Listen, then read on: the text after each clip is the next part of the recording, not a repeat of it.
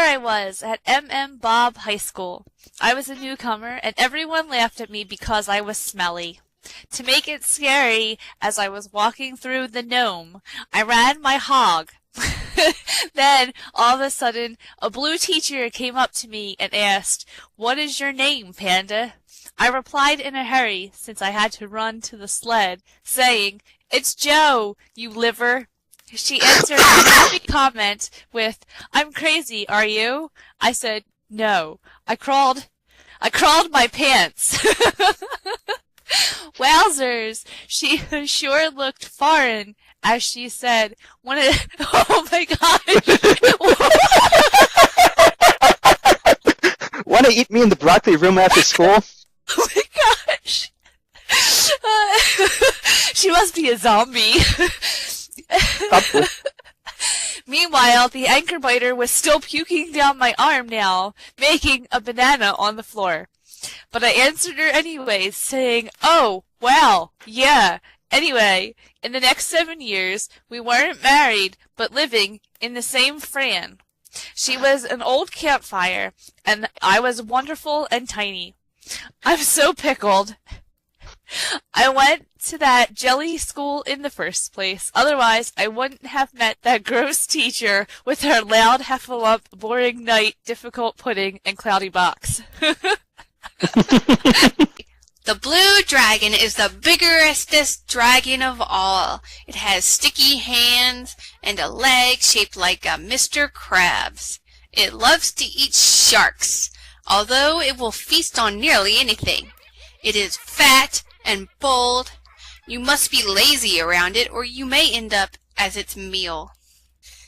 7 years after the end of Rush Hour 2, James Carter is no longer a teacher, but a construction worker on the streets of Pleasantville.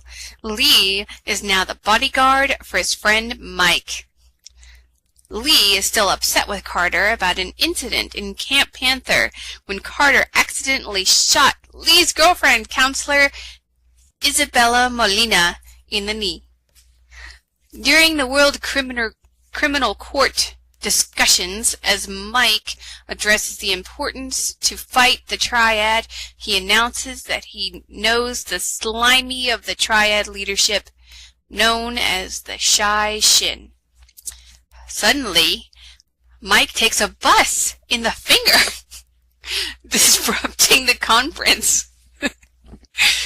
Lee pursues the assassin and corners him, discovering that the assassin is his brother, Miss Mindy. When Lee hesitates to shoot Miss Mindy, Carter shows up jumping towards the two. And I don't know if I can say this next part. And slowly pees Lee over, allowing Miss Mindy to escape.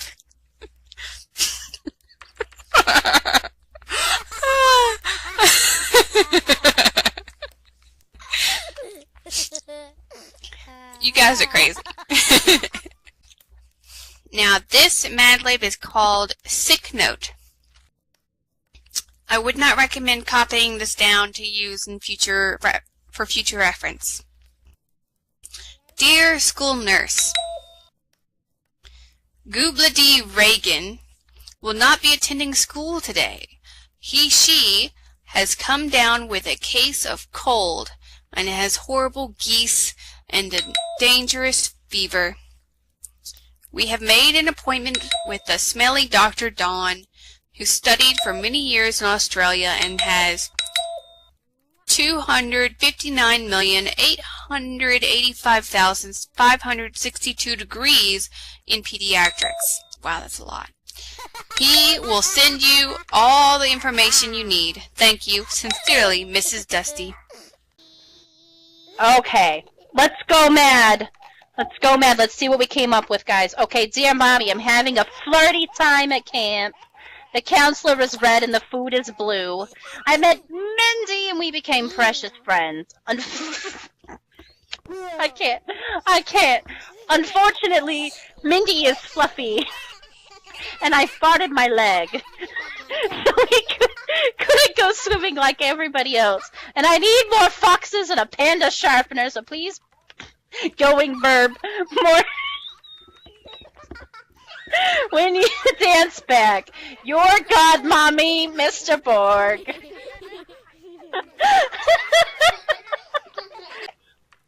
Dear Dunkin' Donuts, Matilda worked for me as my assistant for 7 hours. I recommend her without cookies for the dishwasher program. While working in the monkey production, I often relied on Matilda to put together smelly presentations for which she described and burned the artistic approach to the project. Researching dogs and photographic white materials. Her creativity, resourcefulness, and ability to see a project through really made these presentations orange and funny. When we went into the production of the feature film Trolls, Matilda was able to observe every mouse of the production, biting in on the meetings and working with the cheetahs in all the productions of the moment. The production was set in motion through the release of the film 3 seconds later. During this time, she was a poopy professional nose picker, often serving as my liaison to scattered pitters of the crew. Oh, poor pitters. She also coordinated projects involving gassy people, and her ability to work silently while guiding the project quickly and deadly was creepy. For example, when we suddenly needed to reconceive several action feats that had already been storyboarded, Matilda quickly found a new storyboard janitor on location and worked with him, the stunt coordinator, and the plumber through several projects to make sure the new feet worked, and then burned with new pitters from all departments, making sure everyone was up to date with the changes that were relevant to them. She even cracked in to draw a few last-minute pink changes herself. Matilda's sensitivity, pants, energy, and sense of Starbucks has made her a Jamaica. I highly recommend her as a loud addition to your program. Sincerely, Miss Nicole. You guys wrote the best letter of recommendation that ever was.